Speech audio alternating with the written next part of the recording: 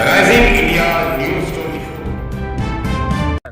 कई पत्रकार साथियों ने वो खबरें चलाई हैं, स्टोरीज की हैं, जहां पर श्रद्धालुओं की मदद मुस्लिम समुदाय के साथ साथ अन्य समुदायों ने बड़े पैमाने पर की।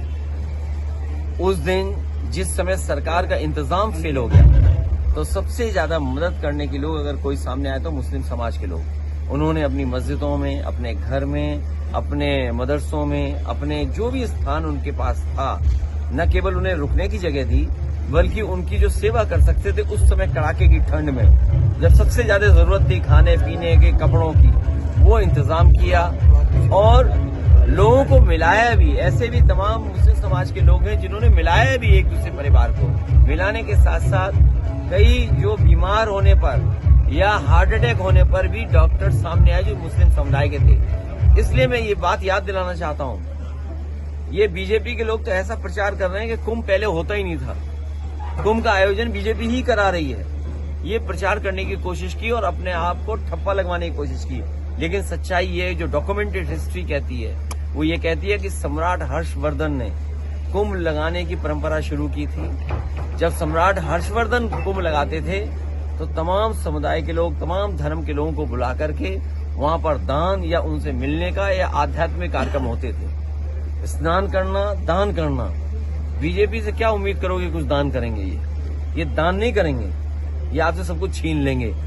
समाज में धर्म हमारा व्यापार का सवाल नहीं हो सकता है। जो लोग कुंभ को व्यापार समझ रहे हैं वो सबसे ज्यादा हिंदू धर्म को ठेस पहुंचा रहे हैं। वो कह रहे हैं कि अगर हमने 10,000 12,000 करोड़ रुपए लगाए भी हैं, इससे 3 लाख करोड़ का व्यापार होने जा रहा है।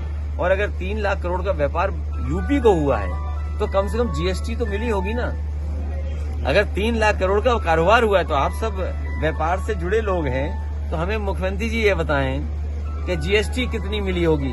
और अगर जीएसटी मिली है और अगर जीएसटी का आंकड़ा नहीं दे रहे हैं तो मुख्यमंत्री जी की वही बात होगी 46 में 56 वाली। यूएस एड को लेकर क्या कहेंगे? लगा कन्या विद्या धन, बेरोजगारी भत्ता या देखिए, उससे महत्वपूर्ण ये है कि भारतीय जनता पार्टी जिस पानी में डुबकी लगवा रहे हैं, स्नान करवा रहे हैं, उसकी रिपोर्ट ठीक नहीं आई।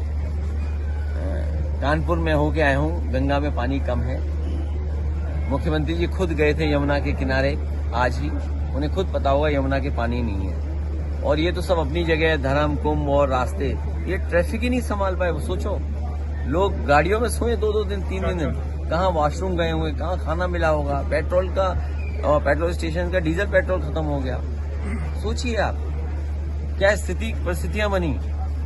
और श्रद्धालुओं की बड़े पैमाने पे जान गई, भगदड़ में गई है, खोए हुए वो नहीं मिल रहे हैं, लोग एफआईआर लिखाना चाहते हैं। उसके साथ साथ जब वो अपने घर गए या घर से आए तो बड़े पैमाने पर श्रद्धालुओं की जान भी गई है। उनको भी मुआवजा वही मिलना चाहिए जो मुआवजा सरकार ने ऐलान किया। ठीक, धन्यवाद। दुकान के किराए के लिए ना हो परेशान, अब मिल गया है इसका समाधान।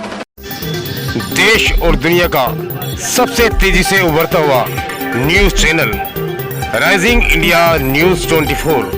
चैनल को सब्सक्राइब करें, लाइक करें और वीडियो को शेयर करें।